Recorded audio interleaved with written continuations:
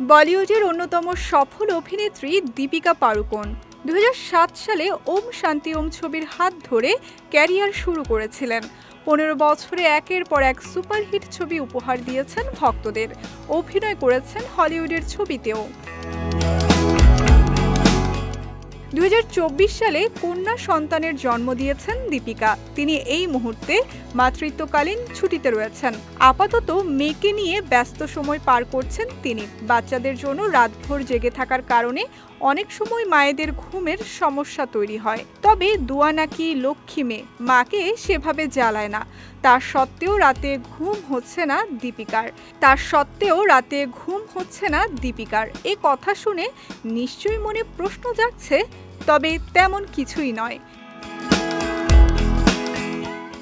সম্প্রতি দীপিকা পাড়ুকোন মধ্যরাতে ইনস্টাগ্রাম স্টোরিতে একটি ছোট্ট ভিডিও শেয়ার করেন। তাতে একটি মহিলাকে চোখ খুলে শুয়ে থাকতে দেখা যায়। পাশে রাখা দুটি রং, একটি রূপোলি এবং অপরটি সোনালি। ওই রং দুটি তুলি দিয়ে মেশানো হচ্ছে। ভিডিওতে বলা হচ্ছে মিক্সিং মিক্সিং মিক্সিং, যার দ্বারা স্পষ্ট কিছু মেশানো হচ্ছে।